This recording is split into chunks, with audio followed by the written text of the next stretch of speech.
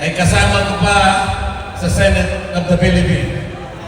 Ang aking kaibigan, ang aking kumare, Senador Amy Marcos.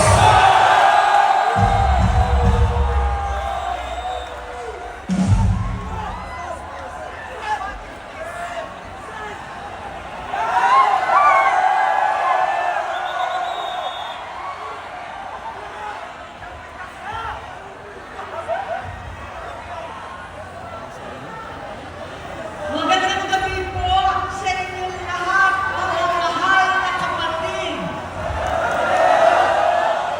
Ka-Israel, ka-Bien, ka-Ernst, ka-Arnel, lahat ng ating minamahal na kapatid. Higit sa lahat ang classmate ko mula Congress hanggang Senado, Senador Manong Dante Marcoleta.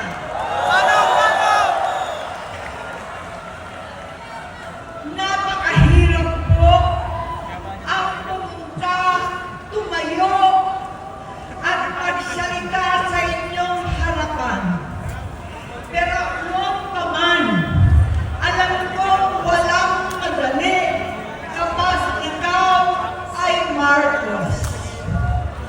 Nanginginig ako at ang aking boses, hindi dahil ako'y natatakot sa inyo, kundi dahil nalulungkot po ako. Ipagpaumanhin ninyo kung sa gitna ng pagsasalita ko, ako'y hihinto, hihinga dahil sa bigat ng aking kalooban.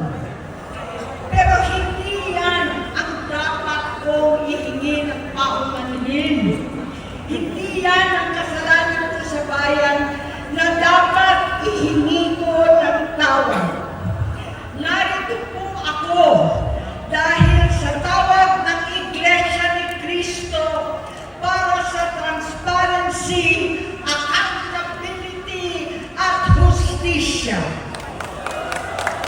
At dahil sa tawag ng sarili kong konsensya, bilang senador, bilang kapatid, bilang Pilipino. Bata pa lamang kami ni Bongbong. Alam na ng buong pamilya ang problema sa kanya.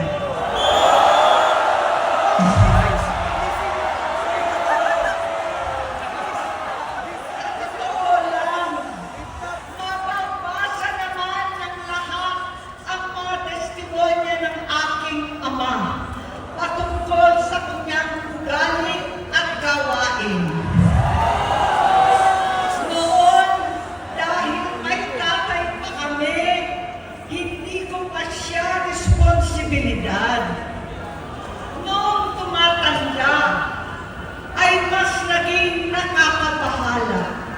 Batid ko na nagdadrag siya.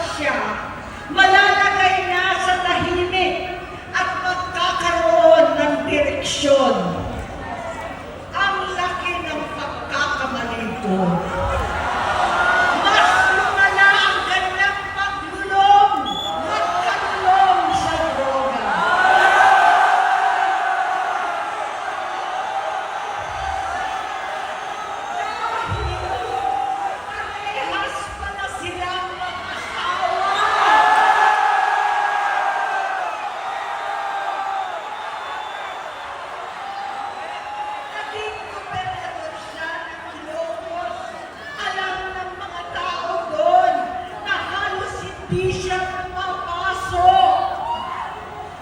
Tuwing kukumprontahin ko siya, ay nagsasabi siyang magbabago na siya, aalisin na niya ang bisyo.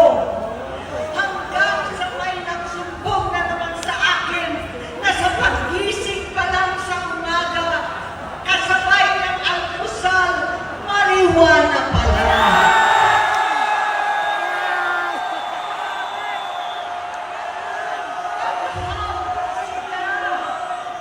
Lahat sila nagiinuman at gumagamit ng cocaine.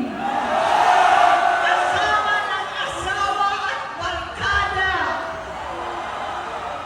Tulad ng ama ko, kinastigo ko ang mga barkada niya. Ang nasirang si Bong Dasa, si Edwin Cruz, Inigo, Tony Boy, Sam Anton, alam po ninyo yan. Paano nagre-resign na sa takot ang mga pulis nila at staff dahil sa lumalalang bisyo? Inayos ko sila dahil gusto niyang ituwid ang buhay niya. Gusto niyang mag-vice-presidente. Hindi siya pinalad at lalo nagkaroon ng oras para sa bisyo. Simula noon, naging malabo sa amin ang lahat. Kaysa mag-away, bigla na lamang lumayo ang loob namin sa isa't isa. Noong 2016, kasabay ng kampanya ni dating Pangulong Duterte laban sa droga, lumabas ang pangalan ni Bongbong sa listahan. Nakasama siya sa listahan ng mga celebrities, mga artista, Maricel Soriano at iba pa. Masinsinan kong kinausap si Pangulong Rodi. Halos manikluhod ako. Sinabi ko ayon sa kapulisan, dapat unahin, usigin ang mga pusher at saka na lamang sagipin ang mga user. Naligtas si Bongbong. Labis ang takot ko at pag-aalala. Kinausap ko siya at nagsabi siyang talagang siya ay nagbabago na. Muli at lagi, hindi ako nawalan ng pag-asa. Ako'y naniwala ulit. Mula noon, ang natatanggap ko na lang na balita tungkol sa kapatid ko ay regular na pagpapadoktor. Kaya kumalma naman ako. Inisip ko, totoo, dahil na-opera na ang tuhod niya sa gout. Siguro, totoo na ito. Hanggang nito, nalaman ko na tuloy ang paggamit niya sa mga party na garapalan naghahain ng droga. Pinagmamalaki pa ng mag-asawang kayang-kaya nila ang microdosing ng cocaine. Hati-hatiin daw para 4 na beses sa isang araw. Hindi mabibisto. Ang pagpapadoktor, pinalabas nila ang pag-stem cell. Nagpapalit daw ng dugo, nagpapa-blood transfusion. Kayang-kaya raw, hindi ko maintindihan ang pinagsasabi.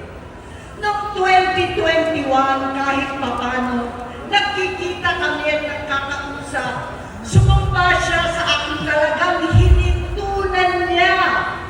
Naniwala ako kasi sabi niya gusto niyang tumakbo. Ang sabi ko, tutulong ako sa abot ng aking makakaya. Ipinakilala ko si Bongbong kay Inday. Naging magkatandem sila. Pagkatapos noon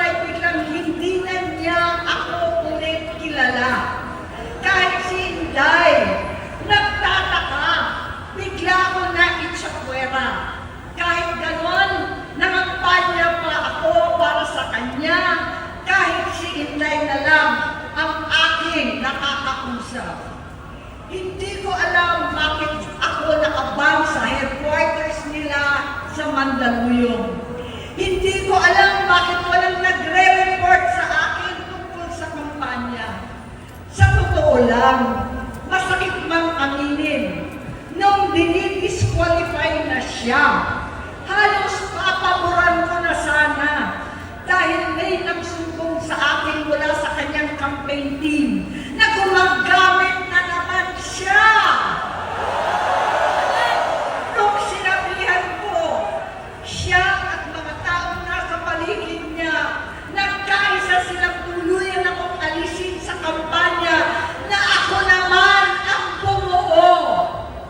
Sinabi nilang gusto ko na siya ay mag-disqualify para ako ang pumalit. Hindi totoo yun! Iniisip ko ang kalagayan ng aking kapatid at paano siya magsisilbi kung ganyan ang kalagayan niya. Pero pinaparating sa akin na hindi siya lulong at minsan na lamang tuwing nagpa-party. Hindi ko maipaliwanag bakit gusto kong maniwala at hindi mawalan ng pag-asa. Noong nanalo siya, naging pinakamalayo na kami sa isa't isa. Maliban sa opisyal